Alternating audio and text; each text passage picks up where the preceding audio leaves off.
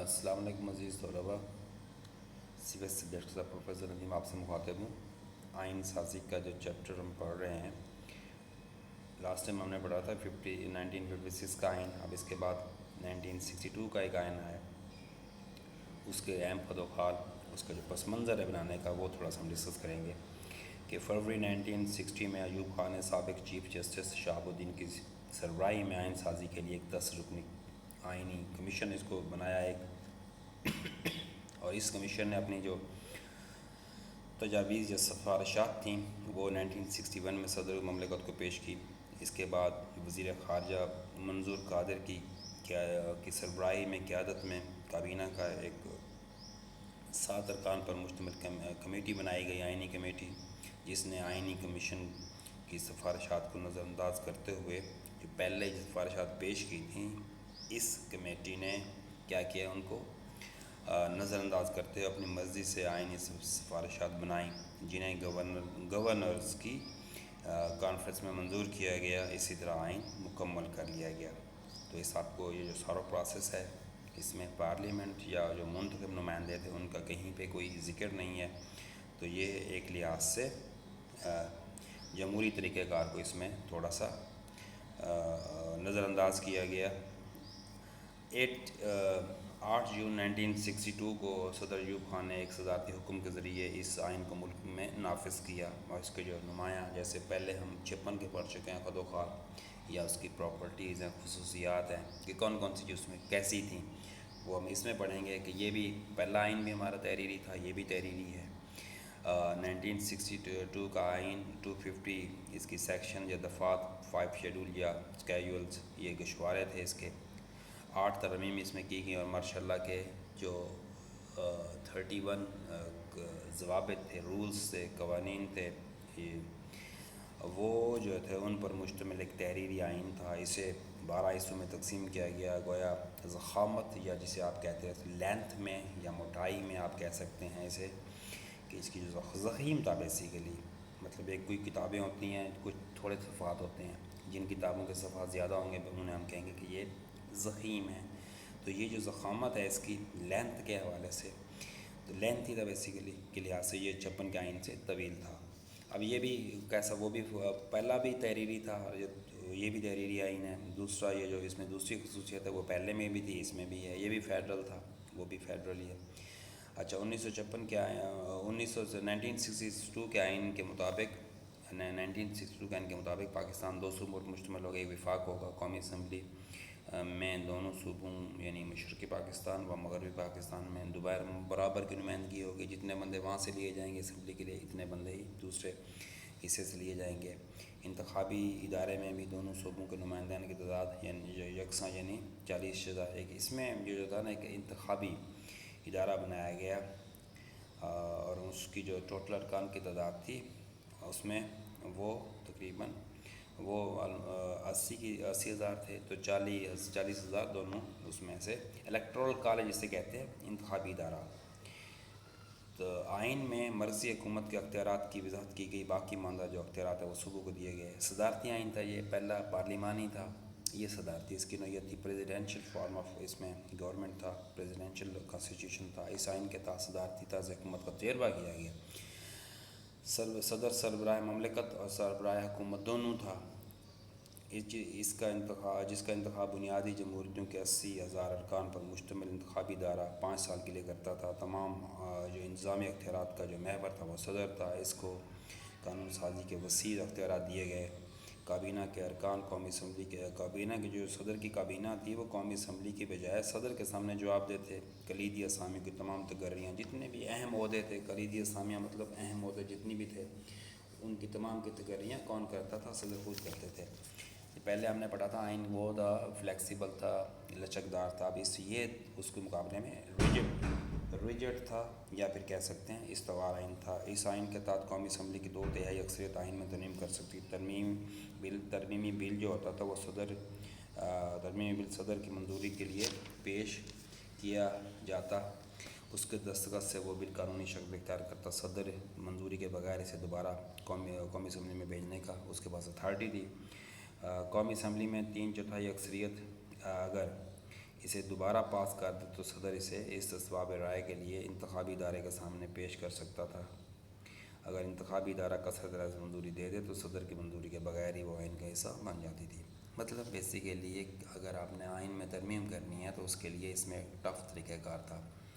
پہلے آپ کا وجہ قومی اسمبلی، پھر صدر اگر نہیں کرتا پھر واپس جاتا ہے آپ کا وہ جو انتخابی الیکٹورل کالج بنایا تھا، پھر وہاں سے پھر صدر کے پاس آنا، تو یہ جو تھا تھوڑا سا کمپلیکیشن تھی اس کے اندر۔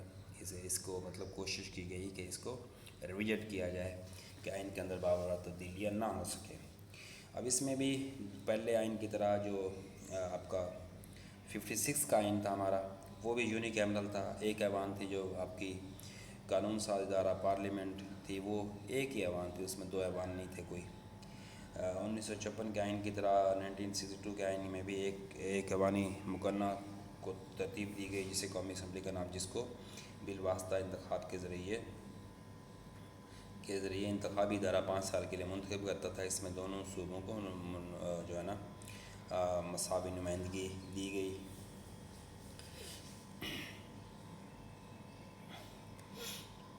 اچھا، اس میں ہے کہ سنگل سٹیزن شپ 56 کی طرح اس میں بھی وحد شہریت کا اصول، پاکستان کے تمام شہری صرف جمہوریہ پاکستان کے شہری ہوں گے، مشرقی یا مغربی پاکستان کے نہیں، بلکہ جبکہ وفاقی طرز حکومت میں دوہری شہریت اپنائی جاتی ہے۔ عام طور پہ وہ کہتے ہیں کہ ایسے ہوتا ہے، لیکن اس میں بھی سنگل شہریت کا پہلے مثال دی تھی، اس حوالے سے بات کر رہے ہیں کہ وفاقی طرز حکومت میں دوہری شہریت اپنائی جاتی ہے۔ فنڈامنٹل رائٹ، اس میں بھی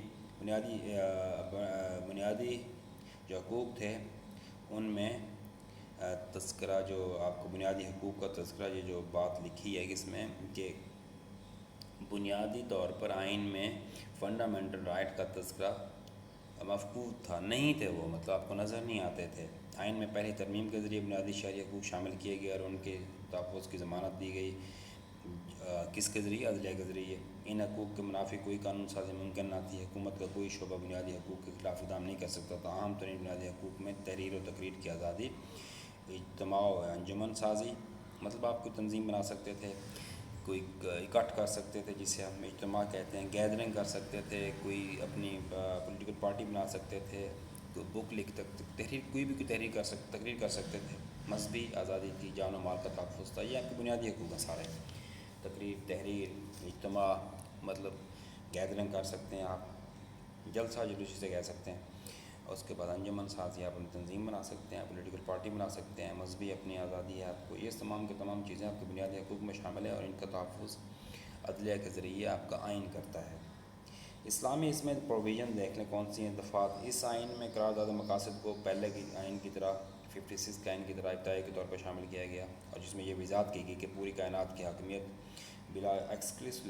بلا شرکت غیر اللہ تعالیٰ کو حاصل ہے۔ پاکستان کے عوام قرآن و سنت کی حدود میں رہتے ہوئے حاکمیت کو ایک مقدس امانت کی حیثیت سے استعمال کرنے کے پابند ہیں۔ ملک کا نام پہلے جمہوریہ پاکستان، لیکن عوام کے اصرار پہ آئین میں ترمیم کے ذریعے اس لیے اسلامی جمہوریہ پاکستان رکھا گیا۔ صدر مملکت کا مسلمان ہونا لازمی قرار دیا گیا۔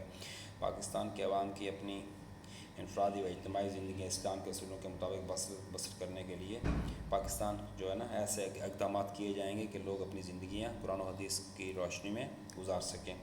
اسلامی تعلیمات ہیں، ان کے خلاف، ان کے مصادم، ان کے اپوزٹ کوئی بھی ایسا قانون نہیں بنایا جائے گا جو اسلامی تعلیمات یا قرآن و حدیث کے خلاف ہو۔ اس میں ایک اسلامک ایڈوائزری کونسل بنائی گئی، اسلامی مشاورتی کونسل۔